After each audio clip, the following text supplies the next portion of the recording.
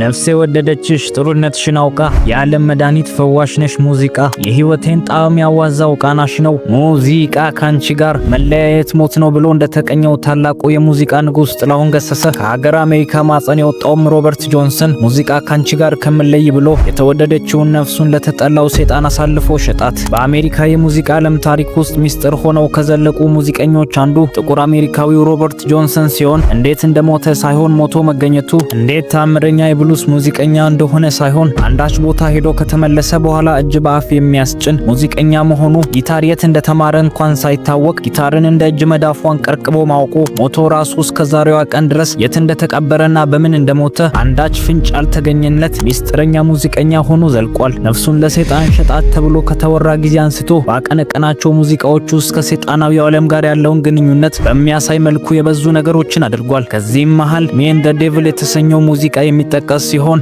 በተጨማሪም ሄል ባውንድ ኦን ማይ ትራይል የተሰኙ ሙዚቃዎቹ በዋነኝነት በቅደም ተከተል የሚቀመጡ ናቸው። ክቡራን አድማጭ ተመልካቾቻችን ላይክና ሰብስክራይብ በማድረግ ይህን የሚገርም ታሪክ እስከ መጨረሻው እንድትከታተሉ የአክብሮት ግብዣችን ነው። ክቡራን አድማጭ ተመልካቾቻችን ለቻናላችን አዲስ ከሆናችሁ ሰብስክራይብ እና ላይክ በማድረግ ዓለም ላይ የተከሰቱ መሳይ ታሪኮችን፣ ወቅታዊ ጉዳዮችንና የታላላቅ ግለሰቦች ታሪኮችን የሚያገኙ ይሆናል። በሜይ 8911 ዓመተ ምህረት በትንሿ ሄዝለርት ሚሲሲፒ ከተማ በብዙ ደህንነት በነጮችና በጥቁሮች መሃል በሚቀነቀን አስከፊ የዘር ፖለቲካ ውርክብ ውስጥ ሮበርት ጆንሰን ተወለደ። እናት ለምን ትሙት ትሂድ አጎንብሳ ቅማል ታነሳለች በጨለማ ዳብሳ እንዲል የአባው ተረት የጆንሰንም እናት ጁሊያ ሜጀር ዶድስ በአስከፊ የድህነት አለንጋ የተገረፈውን ቤተሰቧን መግባ ለማደር በአካባቢዋ ባለ የጥጥ እርሻ ጥጥ ለቃሚ ሆና እየሰራች ከዛ በተረፋት ትንሽ ጊዜ ደግሞ በቤት ውስጥ ሰራተኛ ሆና ሳትታክት ትሰራ ነበር። ታዲያ ረምን በወጣት ይሄን ሁሉ ኃላፊነት ብቻዋን የምትወጣው ትሉ ይሆናል። ባሏስ ስለምን አይረዳትም የሚል ጥያቄም በውስጣችሁ ይጫር ይሆናል። ለመልሱም ታሪክ ብዙ የኋሊት ይወስደንና የጁሊያን የትዳር ህይወት ያስመረምረናል።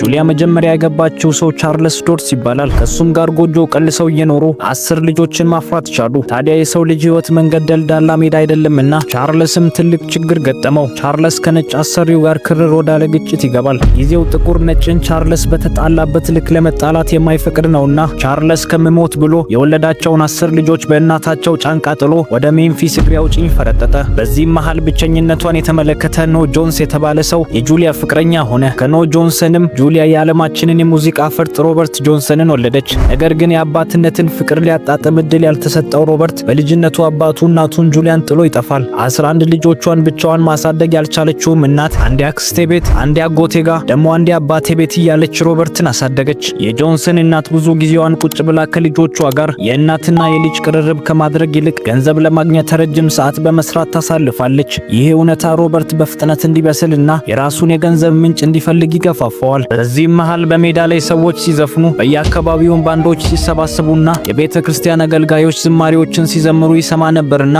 የሮበርትም ልብ ገና በልጅነቱ በሙዚቃ ይሸፍታል። ከበሮ በሰው እጅ ያምር ሲይዙት ያደናግር እንዲል ተረቱ። በሰው እጅ ውብ ድምጽ ያወጣው ጊታር በእጁ ሲገባ ውብ ድምጾችን ማውጣት አልቻለም ነበር። እስቲ ደግሞ የተወሰነ ጊዜ ባሳልፍ ጥሩ ሊሆን ይችላል በሚል ቅን አስተሳሰብ እየተለማመደ ቆየ። ነገር ግን ምንም ከቀድሞ የተሻለ አድርጎ መጫወት አልቻለም ነበር። የአካባቢው ሰዎች ስለሱ ሲናገሩ እንዲህ ይሉ ነበር፣ ሮበርት ለሙዚቃ ያልተሰጠ ሰው ነው፣ ረጅም ጊዜ ወስዶ ቢያጠናም ጥሩ አድርጎ መጫወት ያልቻለ ሰው ነው ይሉታል። ሮበርት በዚህ ተስፋ መቁረጥ ውስጥ እያለ ነበር ከ16 ዓመቷ ቨርጂኒያ ትራቪስ ጋር በፍቅር የወደቀው። የፍቅር ህይወታቸው ከሙዚቃ የበለጠበት ሮበርት ፍቅሩን ቨርጂኒያ ትራቪስን እያጫወታት ሙዚቃ መጫወቱን እርግፍ አድርጎ ተወ። ጊዜ የሰጠውን ፍቅር የልጅ አባት ሊያደርገው ባልተቤቱ ቨርጂኒያ ትራቪስ ቅሪት ሆነች። ልብ ሰባሪው የታሪክ ጥፋት በዚህ ጊዜ ሮበርት ላይ ተፈጠረ። ልጅ ታሳቅፈኛለች ብሎ እየጠበቀ የ16 ዓመቷ ቨርጂኒያ ትራቪስ ከምጧ በሰላም መገላገል አልቻለችም ነበር። በሂደቱም እናት ቨርጂኒያ ትራቪስ እና አዲሱ ጨቅላ ህይወታቸው አለፈ። ይሄን አምኖ መቀበል ያቃተው ሮበርት መሸሸጊያ ፈለገ።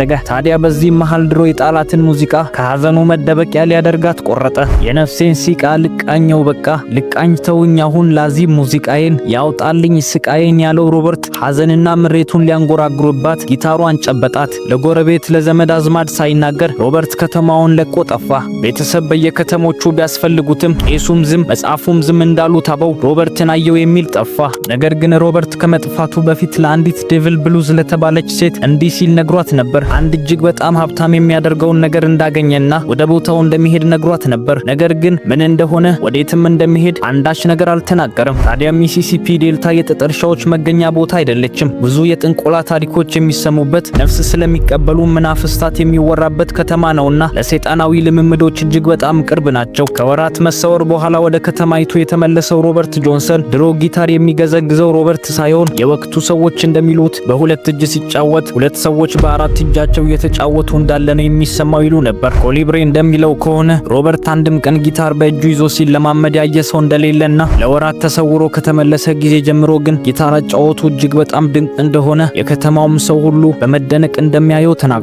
ሮበርትን የተለየ ሙዚቀኛ ያደረገው ይሄ ብቻ አልነበረም። ሮበርት እንደሌላው ሰው ሙዚቃን በመድረክ ለመጫወት ደጋግሞ ማዳመጥ አይጠበቅበትም። አንድን ሙዚቃ አንድ ብቻ ካዳመጠ ያለምንም የአረፍተ ነገር ስህተት ደግሞ በመድረክ መጫወቱ ነበር። የዚህን አይነቱን ሚስጥር የሚያውቁት የአካባቢው ሰዎችም እውነታው ወዲህ ነው፣ ሮበርት ይህን የትም ሰልጥኖ አይደለም፣ እስከዛሬም እንደዚህ አድርጎ የሚያሰለጥን ትምህርት ቤት እንኳን በሌለበት እንዴት ተምሮና ተለማምዶ ነው ብሉዝን በዚህ መልኩ የሚጫወተው ትላላችሁ ብሎ ይሞግታሉ። የሚሲሲፒን ጠንቋዮች ጠቅሰው ሮበርት የሄደው ክሮስ ሮድ ወደ ተሰኘ ሰይጣን ወደሚገለጥበት ስፍራ ነው። እዛም ከደረሰ በኋላ ጊታሩን አንስቶ ልቡን የሚያሞቀውን የሚወደውን ሙዚቃ መጫወት ጀመረ። ከዛ ድቅድቅ ጨለማ ውስጥ ሰው መሳይ አካል ይወጣል። በእርግጥ አብዛኞቹ ይህን ሰው መሳይ አካል ሰይጣን ነው ብለው ይሉታል። ይህም ሰው መሳይ አካል የሮበርትን ጊታር ተቀበለው። ከዛም አንዳንድ ሙዚቃዎችን ተጫውቶ ጊታሩን ቃኝቶ መለሰለት። በምትኩም የሮበርትን ነፍስ ጠየቀው። ሮበርትም ወደ ኋላ አላለም። ለተሰጠው ጥበብና የሙዚቃ እውቀት ነፍሱን አሳልፎ ሸጣት። ለዚህም ነው ከየትም ሳይማር በአንድ ጊዜ እንደዚህ አይነት ከባድ ሙዚቀኛ የሆነው አሉት። ሮበርትም ከጠፋበት መጥቶ በችሎታው ትንሽ ካስደመመ በኋላ 29 ሙዚቃዎችን ያዘውን አልበሙን አወጣ። እዚህ ላይ ነው ታዲያ ሌላ ልብ ቀጥ የሚያደርግ ነገር የተፈጠረው። ሮበርት ካወጣቸው ሙዚቃዎች ውስጥ አብዛኞቹ ሰይጣንን የሚያወድሱና ሮበርት ለሰይጣን መንበርከኩን የሚያሳይ ግጥሞች ነበሩበት። ከነዚህም መሃል ሜን ዘ ዴቪል ብሉዝ የተሰኘው ሙዚቃው የሚጠቀስ ሲሆን በዚህም ሙዚቃው እንዲህ ሲል ያቀነቅናል። Early this morning when you knocked up my door and I said hello Satan I believe it's time to go የሚል ነበር። ይህም ማለት ዛሬ ማለዳ ላይ በሬን ስታንኳኳ እኔም ሰላም ሰይጣን አልኩ የሚሄድበት ጊዜው ነው ብዬ ማምኛለሁ የሚል ነበር። ሮበርት ጆንሰንም እንደዚህ አይነትና ይዘት ያላቸው ሙዚቃዎች በአልበሙ ካወጣ በኋላ በእርግጥ ነፍሱን ለሰይጣን ሽጦ እንደዚህ ጎበዝ እንደሆነ ብዙዎች አመኑ። አልበሙንም ካወጣ ከጥቂት ወራት በኋላ ሮበርት በጽኑ ይታመማል። በሰውነቱም ላይ እጅግ በጣም ከፍ ያለ ትኩሳት፣ እጅግ በጣም ማጓራት ይመለከቱ እንደነበር አጠገቡ የነበሩ ሰዎች ይናገራሉ። እንዲህም እየተሰቃየ ለ3 ቀናት ከቆየ በኋላ ሮበርት ከዚህ ዓለም በሞት ተለየ። ይሄኔ ነው ታዲያ ሌላ ጉድ የመጣው። ሮበርት እንደሞተ ታወቀ። ነገር ግን እስከ ዛሬዋ ቀን ድረስ እንዴት እንደሞተ፣ በምን ምክንያት እንደሞተ፣ የት እንደተቀበረ የሚያውቅ ሰው አልተገኘም። ሮበርትም በ27 ዓመቱ ስምጥ ይግባ ሳይታወቅ ምን እንደገደለውም አንዳች ፍንጭ ሳይገኝ ሕይወቱ አለፈ። ክቡራን አድማጭ ተመልካቾቻችን ለዛሬ ያዘጋጀንላችሁ እውነተኛ ታሪክ ይሄን ይመስል ነበር። ሀሳብ አስተያየታችሁን በኮሜንት መስጫ ቦክስ ውስጥ እንድታስቀምጡ እያልን በአክብሮት ጋበዝናችሁ። ክቡራን አድማጭ ተመልካቾቻችን ለቻናላችን አዲስ ከሆናችሁ ሰብስክራይብ እና ላይክ በማድረግ ዓለም ላይ የተከሰቱ መሳይ ታሪኮችን፣ ወቅታዊ ጉዳዮችንና የታላላቅ ግለሰቦች ታሪኮችን የሚያገኙ ይሆናል።